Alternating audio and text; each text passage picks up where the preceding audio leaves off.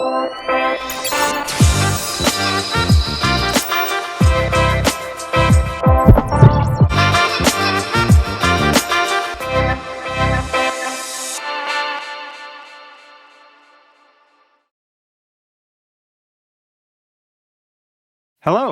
Welcome to Can Silicon Valley Save Healthcare, the podcast where we explore the intersection amongst health, healthcare, health tech, and investing. I'm your host, Adam Silverman. In this episode, we will be talking to Anita Pramoda. Anita has had a fascinating career arc, which we'll touch upon, but what strikes me most about her is her unique combination of thoughtfulness, optimism, and empathy. For a cynical realist like myself, that's a very refreshing combination. Anita describes her professional self as wanting to make healthcare awesome through technology and empathy. She's been the CFO of EPIC, the chair of the Federal Reserve Bank of San Francisco. She has started her own company dedicated to value-based care and bundled payments, and sits on the board of a number of large healthcare systems. Welcome to the podcast, Anita Pramoda. It's great to have you. Thank you, Adam. Thank you for having me here. Absolutely. So, before we jump into the question that the podcast asks, I'm really interested about your career arc and was wondering if you could just sort of dive into sort of what's been happening since you graduated from Wharton's many years ago. So my career journey, Adam, is one of a lot of serendipity and lots of generosity that good people have extended me along the way. So it's the good American story of working with good people on good, meaningful problems. And if you work with really good people who care about it very deeply, then you're able to actually make some ground and move the ball a little bit forward. And that little bit forward is a very important phrase in there, because we have to start by assuming that, there's a lot of goodness in healthcare, right? Start from the antibiotic, the invention of penicillin, and how much it improved human longevity, to today, what we saw with COVID, when our frontline workers, every one of them stepped forward to be heroes and work tirelessly to help all of us, which means, my journey, like everybody else's, is doing our part, whether that is working at EPIC, whether that is in entrepreneurship, whether it is in helping other entrepreneurs grow their businesses and solve the problems that they choose to solve. Each one of us is moving the ball forward. Did you have when you were a child, did you have something that you wanted to be? Did you have like a destination in mind? And I ask this because I didn't. And when I describe my career, which has basically all been in medicine, but I've done these different journeys within the practice. I find it was not what I planned. And to your point, it's like, who did you run into? Who had influence? Who opened your eyes to something new? So I'm impressed with the way that I look at your career, because as I talk to my kids and I mentor other young professionals, I just say, keep your eyes open and just look for what comes, and always say yes, because you never know where one of those yeses is going to turn into something great. When I look back at my journey, I've had the good fortune of awesome teachers first. I went to a great grade school where teachers came with a singular goal of inspiring and guiding your journey, right? And each one of those people, I'm the first person in my family to go to college, which means these teachers that I had in grade school and subsequently at university were very, very special, because they opened me up every day to possibilities. In fact, one of my favorite memories is one of first year of high school. I had a history teacher that on her first lecture told us why we learn history is because history repeats itself. We can't understand where we will go until we learn where we've come from, right? And so right now, in fact, one of the books I'm reading is The 50s by Halberstam. Oh, wow. Yeah.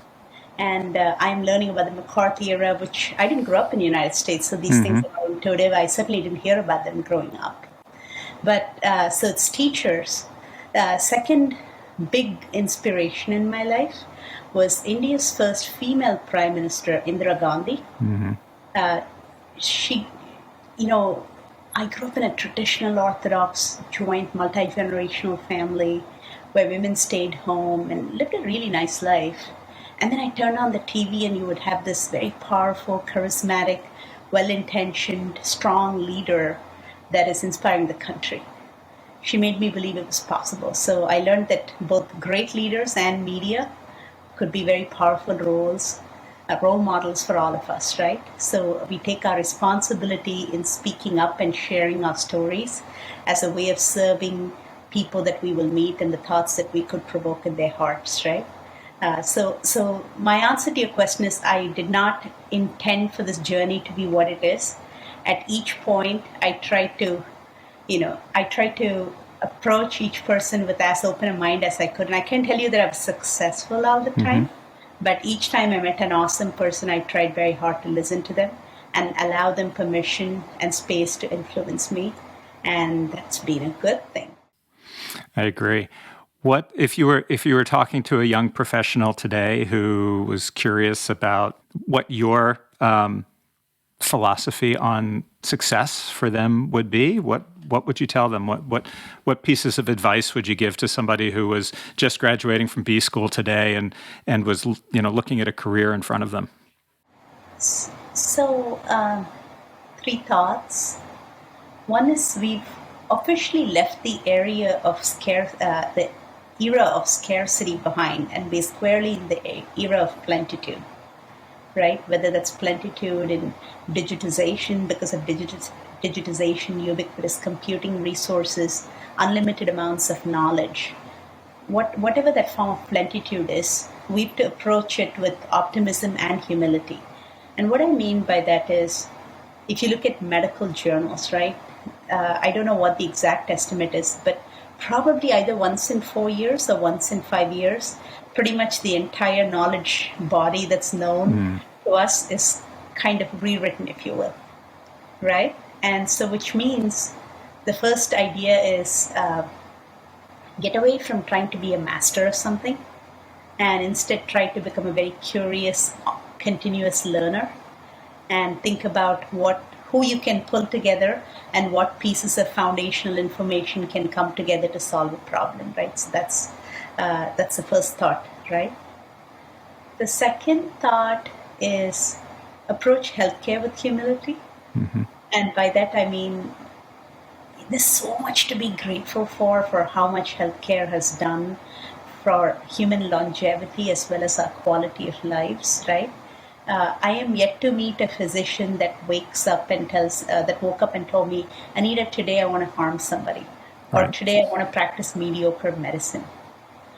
Today I want to be lousy at my job, right? Nobody says that. Understand that they're coming in with their hearts and minds to work, and every minute of every day, under the hardest of circumstances, they're trying to perform their best. And if something's not quite going the way you want, approach it with some amount of respect and appreciation and see if you can be a little bit patient, a little bit more creative, and of course, find a way to make it better, but with humility and with gratitude. So that's kind of my second thought, if you will. And then the third one, especially in healthcare, is we could all use a little more patience. I am terrible at patience. I really am. And I think to the extent someone's coming out of business school into healthcare, there is a seek to understand what is first before you jump into wanting to change it, and understand it deeply. And in doing so, try not to give up the good things that are already happening, and try to be careful of unintentional consequences when you try and make change, because often in healthcare, when you get it wrong, someone dies. And therefore that takes caution and patience to make change. So those are the three thoughts I would give somebody. I'm impressed with your embracing of generalism, because in my own training as a general internist, and when I used to teach medical students and residents, people would say to me, or young medical students and young residents were like, how do you do this generalist thing? There's so much you have to learn. And internal medicine, the textbooks, the physical textbooks, are thousands and thousands of pages, and we would use them as doorstops today because it's now online.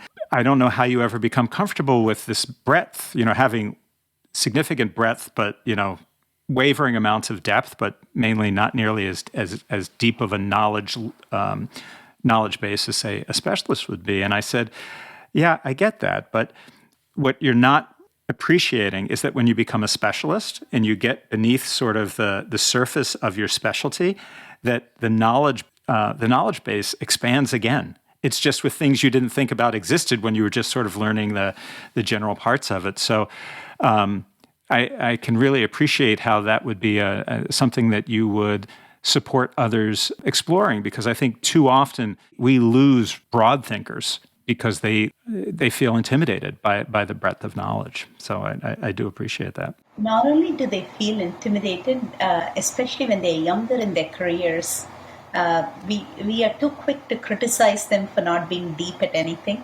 and therefore not appreciating how important their breadth and just their imagination and courage to imagine is. And we all have to do a better job of inviting that view, inviting that perspective, and inviting that preference for going broad, right, and finding a way to nurture that. Agreed. I believe that language is really important, and I'm enamored of your language and the words that you choose to describe healthcare. You use words like respect, understanding, appreciation. But the title of this podcast would suggest that there's something else amiss in healthcare. And I'm not here to suggest that healthcare is broken or it's not broken. My job is to talk to people who are out there every day creating solutions to problems or studying problems. And I'll just ask the broad question to you. Do you think healthcare is broken?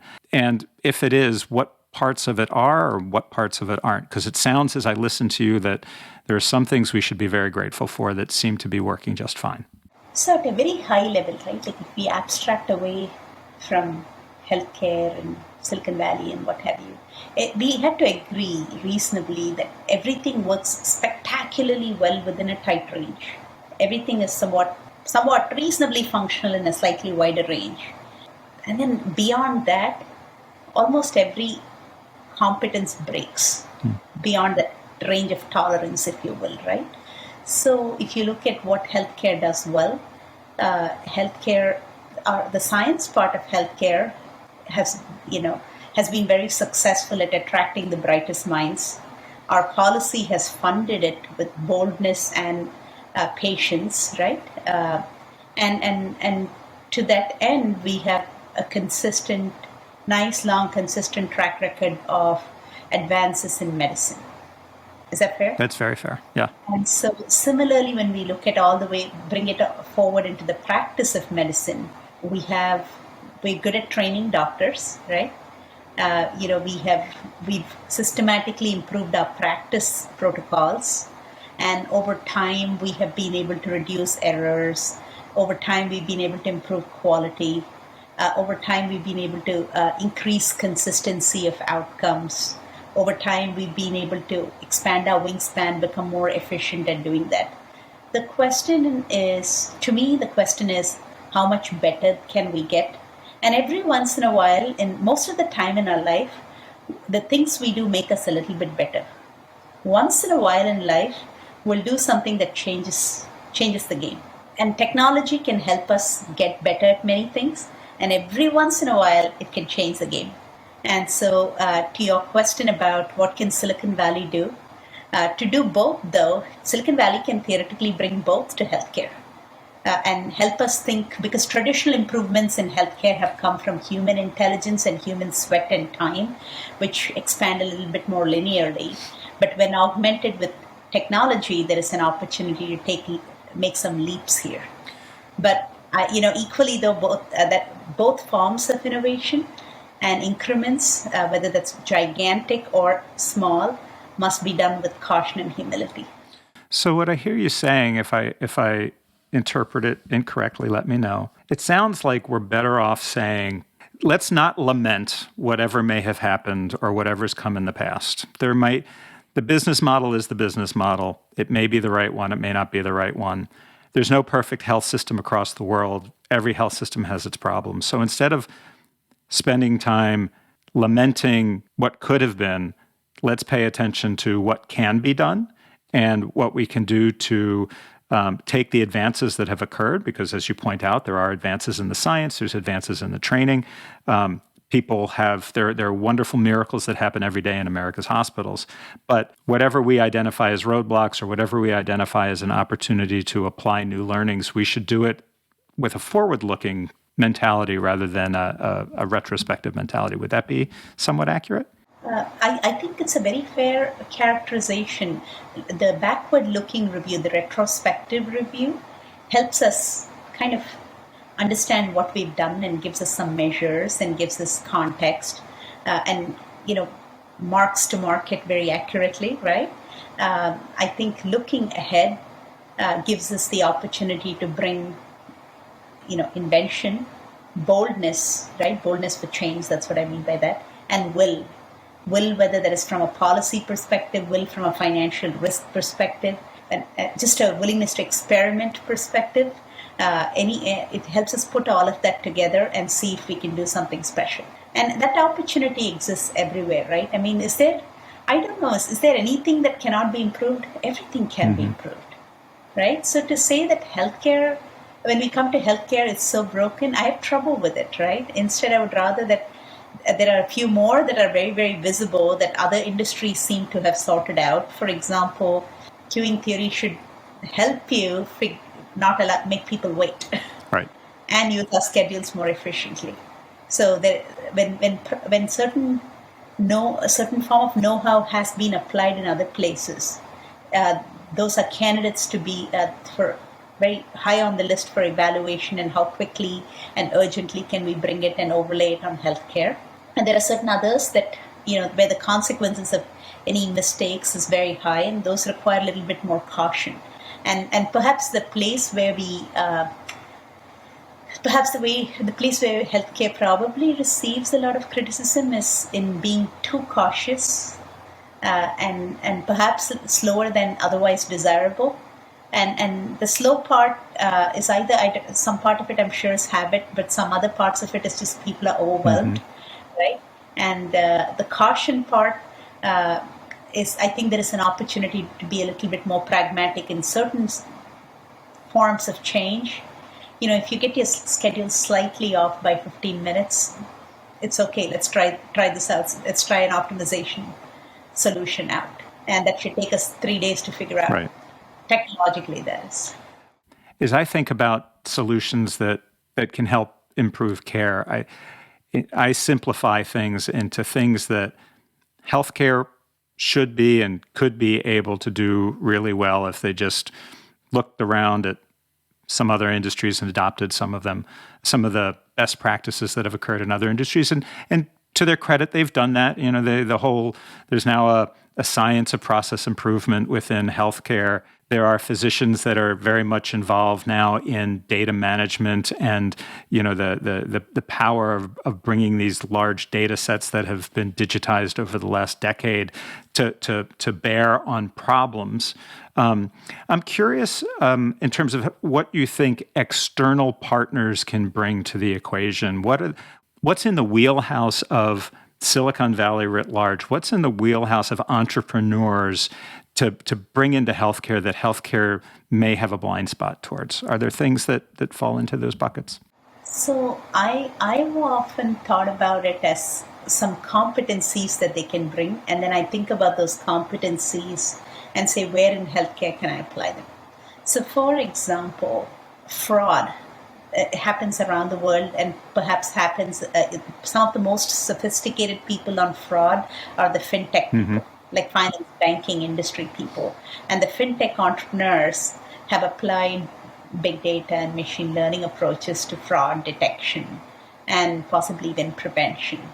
And there is an opportunity to take that and pretty much eat that up in healthcare. Why? Because they're so good at it.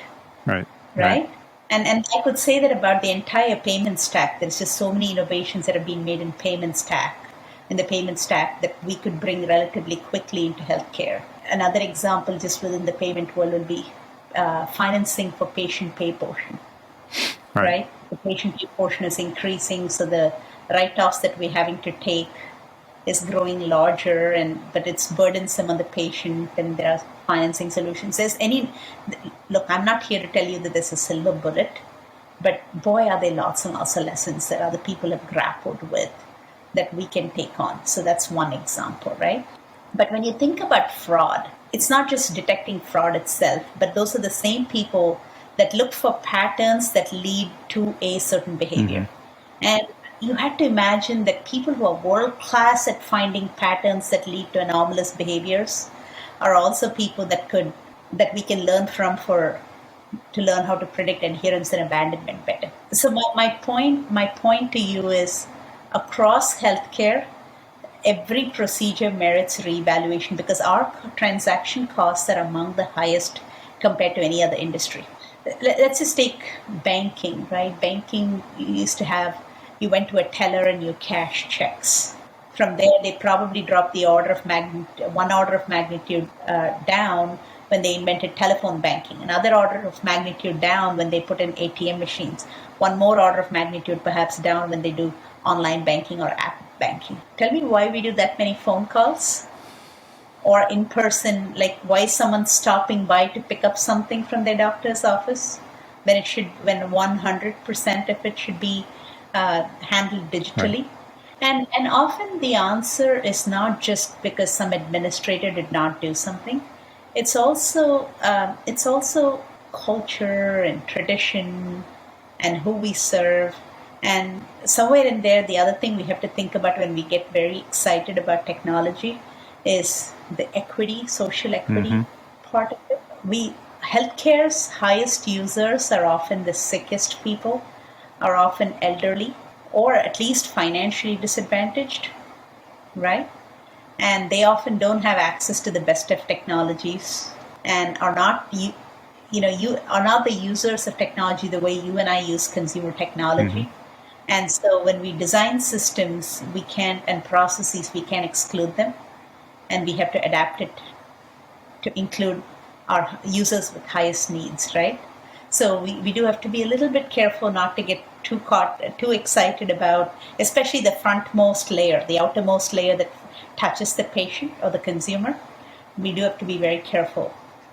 Equally, though, there's the other 80% or 90% of the people that we touch that we don't have to touch through a phone call between two human beings. There is ways to automate that. Right. So I think my point is healthcare's biggest opportunity from other industries is customer segmentation. Learning how to deeply segment, like hyper segment, and personalize in how it interfaces with each segment. And the equity and inclusion piece is extremely important, and I'm going to come back to that. But there were two things I've watched you say in other formats that I thought were really interesting. One was a keynote that you did on the use of virtual reality for chronic pain. And as I look at that whole application of technology to a specific chronic problem, to me, that's like the perfect marriage of entrepreneur, science, patient population. And whether we're talking about what's the progress that's been made around artificial limbs in the last 20 years, and what I think is going to be a huge democratization of hearing aids now that we are going to have consumer grade hearing aids without having to go through the cost and the process to obtain them. To me, there's a hardware component that I think is incredibly interesting. And then I think there's the work that you've done previously at Owned Outcomes around big data and you started to talk about this earlier, but the insights that you can derive that actually drive better care because you can identify signals within the data that one implant might be better than another implant, or one surgical team might be better than another surgical team for a 48-year-old type 1 diabetic who also has heart failure at this location. And I find that to be incredibly fascinating. And to me, I want to say it's kind of the Wild West, but it's not as easy getting at those answers as perhaps it could be. What do you think? So two very different examples that you picked. Let's start by addressing the chronic pain issue, right? chronic pain is debilitating. It's just downright miserable for someone that lives with it every day, right? And I think at this point we know how to quantify the effects of it. We see it in absenteeism, lost productivity. The part that I don't see us quantify particularly well is personal misery that people Right. feel, right? And to that, if you can show up and engage with technology, it's special, right? It solves any number of problems, including start with Mm-hmm. access. It gives just about anyone access to it because now you're not pinned to the availability of a specialist. Second is it gives us a cost advantage because, and that doesn't need much in the form of explanation. It gives us an alternative to opiates, and that's very topical. Yep. We're all worried Yep. about being on the wrong side of opiate use, right? Uh, but the most important thing that's worth noting in that example is that it's done in partnership with physicians and the care system. When I say physicians, I include the behavioral health experts, the entire care team. It is done in concert with healthcare and its expertise and its ability to deliver care. And that to me is a great opportunity and a model for how Silicon Valley's innovations can collaborate, right? And in that particular example, it's also done in partnership with payers who reimburse for Right. it. That makes access real because you can access this, but you can't afford it. It's not real access, right? It makes it affordable. So so it's partner with the existing system, make sure that people can actually afford it, and be willing to iterate n number of times until it works for enough number of patients across different settings. Those are the three big lessons from there. What do you think about affordance as somebody who has seen technology develop? Given our third payer, our medical model and our payment system, is there some responsibility on the entrepreneur for embracing a sense of affordability? So, two reactions. One is if you go back to the virtual reality for chronic pain example, the alternative would have been maintaining a person on opiates because, as you know very well, some statistic that I can't exactly recall, but if you had used an opiate for 1 week continuously, your propensity to be a long-term dependent person is north of 50%. Yeah, I think the actual stat is 5 days, 40%. Yeah, yeah, Wow, all right. So that number is right, very real, which means on the other side of it, if you're maintaining someone on methadone or some equivalent thereof, that's $60,000 a year on average. Now, when you look at the virtual reality solution, that's one order of magnitude less, as in take a zero off. That to me is a real innovation. Not only do you use technology and solve for access and solve for consistency and solve for many other problems, but you figured out a way to be profitable at something that had an end price that is an order of magnitude lower than its previous alternative. To me, that is change, meaningful change to right. society, right? I will also be quick to say the flip side of that is there is a need to educate the buyers of healthcare technology. The technology actually does cost money. Even though the marginal cost may look like it approaches zero, the fixed costs in being a technology shop, and that's a lot of our talent and the ongoing innovation, keeping it current and keeping it continuing to grow and get better, costs money. I think we all must take some responsibility to educate the buyers of health IT that software doesn't mean it's free, Right, right. On especially right, AI. exactly. A lot of money. Right, It just didn't compute. It's very, very expensive to develop and maintain and right. run these things. You mentioned talent.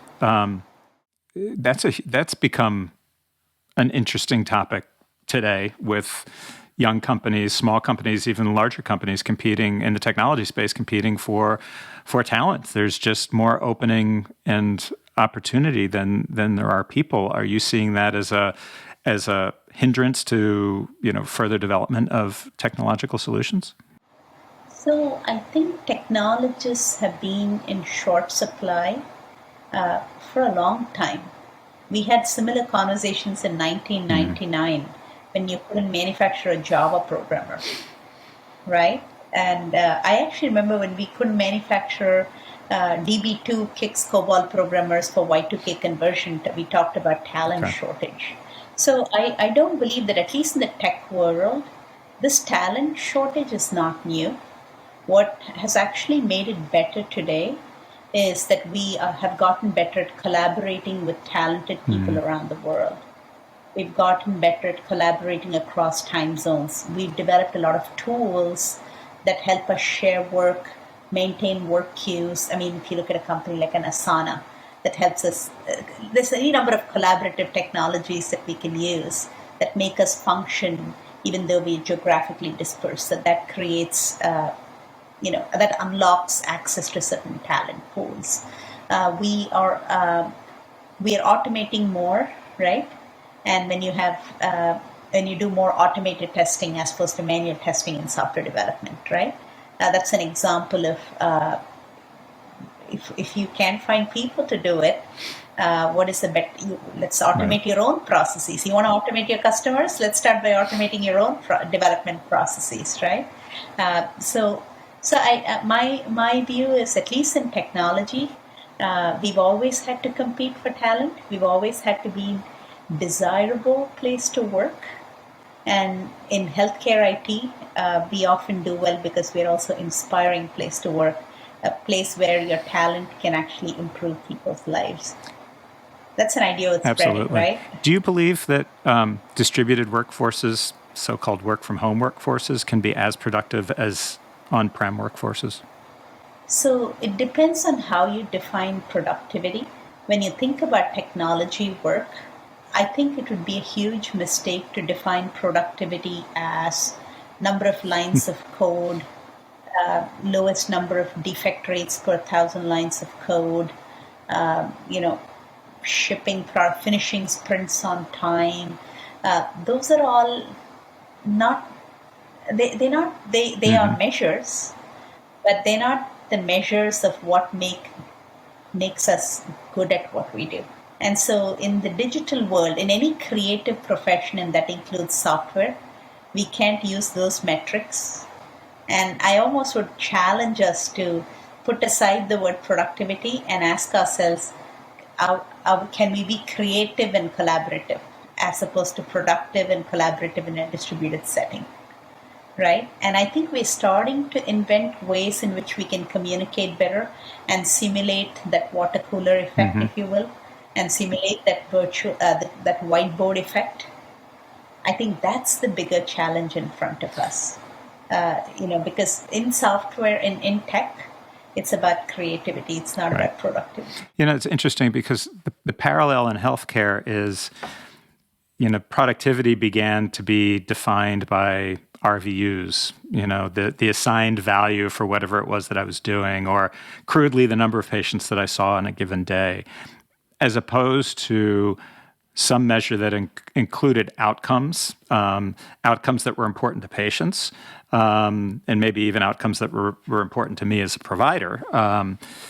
But it's interesting because having now 2.5 years in this new environment, and hearing people, bemoan this whole concept of productivity as lines of code, or what are they called, PRs, or other sort of objective measures, there's not necessarily a straight line translation between number of X's completed and the quality of the product Y, or the number of shipped product Y's for that matter. When you think about outcomes, you used an important word called outcomes, right? And when you think about the outcomes, when I push some code out that is truly innovative, thoughtful, well-engineered, and solves a very, very important problem, my potential for impact is infinite. That's what makes my profession very, very, very special. And that's what makes it childish and kind of wrong to use the word productive on top of it. Because when your upside of doing great work is infinite, then who cares if you took a little bit longer? What is much more important is that you were in a place where you were put in a space where you could collaborate. When I say space, I'm talking about head space and heart space, not physical space, where you could collaborate with the finest minds and be inspired and allow the best of your creativity to be directed at the problem in front of you. And I guess that's true medically speaking too. You take a surgeon who replaces a defective organ or joints, and the upside is infinite, because you take somebody who was infirmed and unable to do something, and now you remove the offending agent, and now they're able, they can spend more time with, they have better relationships with individuals. They perhaps become more productive members of society. They do things that they otherwise wouldn't have been able to do. Their mental health improves, their physical health improves, and that has a halo effect too. So what I'm hearing you say is that as we think about tech workers, that we need to think of it in the same way, that when they solve a problem, that it's not just a finite improvement, but that there is this infinite potential that's been created. And that happens from human ingenuity, right? And so we just have to think about that differently, organize ourselves differently for that. And we could make a strong argument that if we were smart enough and imaginative enough, we should be able to overcome geographic proximity as a requirement.